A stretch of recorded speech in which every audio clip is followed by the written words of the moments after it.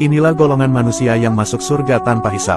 Lalu siapa sajakah mereka, dan apa saja yang mereka lakukan sehingga mendapatkan keistimewaan seperti ini? Mari simak video ini sampai selesai. Sebelumnya, mari kita berdoa terlebih dahulu semoga kita semua kelak menjadi penghuni surga, amin. Sebagai umat muslim, tentu kita harus yakin akan adanya hari kiamat. Pada dasarnya, kehidupan yang sedang berjalan ini hanya sementara sebelum akhirnya melanjutkan kehidupan di akhirat. Sebelum ditentukannya nasib setiap umat di akhirat nanti, manusia akan ditemukan pada yaumul hisab atau hari perhitungan. Seluruh manusia pada hari itu dikumpulkan sebelum hisab. Ketika itu manusia akan mengalami kepayahan karena matahari didekatkan hingga keringat mampu membanjiri manusia. Namun, ternyata ada beberapa golongan yang dirahmati dan akan masuk surga tanpa merasakan hisab. Dari Abu Bakar, ia mendengar Nabi Muhammad bersabda, "Aku dianugerahi Allah 70.000 orang dari umatku masuk surga tanpa hisab. Wajah mereka tampak seperti bulan di malam purnama. Hati mereka semuanya sama. Lalu, aku memohon tambahan kepada Allah dan Allah menambahkan untukku setiap satu orang menjadi 70.000 orang." Hadis riwayat Ahmad. Dalam riwayat lain juga disebutkan, mereka ini adalah sosok-sosok yang hanya Allah yang tahu. Tapi, Nabi sudah diberi bocoran bahwa mereka ini kelak juga akan bersama beliau di surga tanpa hisab. Beberapa ulama memberikan makna hadis di atas, bahwa sosok yang mungkin tergolong dari 70.000 orang itu adalah mereka yang senantiasa berbuat kebaikan dan ikhlas. Inilah 11 orang yang kelak dijamin masuk surga tanpa hisab. Yang pertama, yaitu orang yang diuji dalam bentuk kehilangan penglihatan atau ujian lainnya lalu bersabar hingga wafat. Yang kedua, yaitu orang yang wafat di tengah jalan baik menuju Mekah maupun sepulangnya. Yang ketiga, yaitu setiap orang penyayang lagi penyabar. Yang kelima, yaitu perempuan yang taat kepada suaminya. Yang keenam, yaitu orang yang berbakti kepada orang tuanya. Yang keenam, yaitu orang yang berjalan untuk membantu orang lain yang sedang memiliki hajat. Yang ketujuh, yaitu orang yang mendidik anak kecil mengucap kalimat tauhid.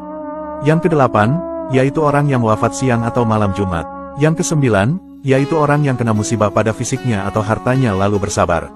Yang kesepuluh, yaitu orang yang membaca surat Al-Qadar sebanyak 3 kali usai berwudu. Yang ke-11, yaitu orang yang membuat sumur di tanah lapang secara ikhlas untuk kepentingan umum. Untuk itu, umat Islam selain keimanan dan kepatuhan pada rukun Islam, maka perlu mendidik diri sendiri untuk bisa melakukan perbuatan-perbuatan baik seperti di atas. Kalaupun tetap dihisab karena kekurangan syarat di dalam perbuatan baik itu, maka setidaknya kita tetap berbuat baik. Kelak pada hari kiamat orang-orang akan merasakan teriknya panas matahari sehingga mereka akan bercucur keringat.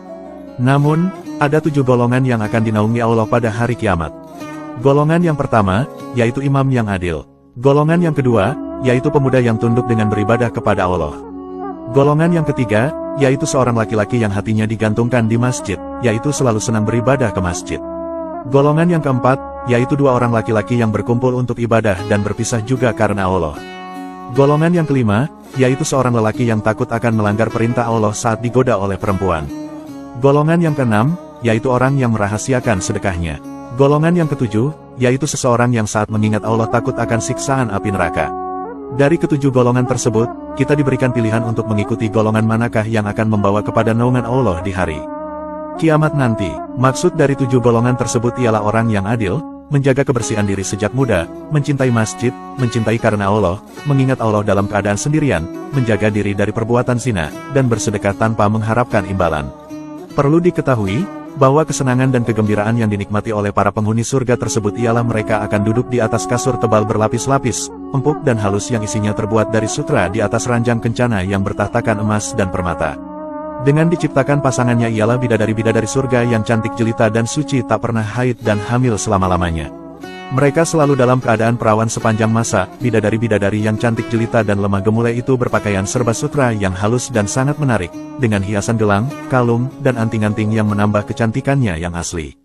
Ditambah lagi dengan semerbak harum wanginya yang sangat menggiurkan.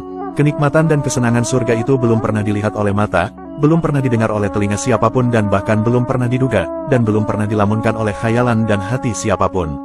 Nikmat dan kesenangan tersebut disediakan untuk golongan kanan yang sebagian besar terdiri dari umat-umat pengikut Nabi dan Rasul terdahulu, dan sebagian besar lagi terdiri dari pengikut-pengikut Nabi Muhammad. Ya Allah, semoga kita semua termasuk penghuni surga yang masuk surga tanpa hisab, amin.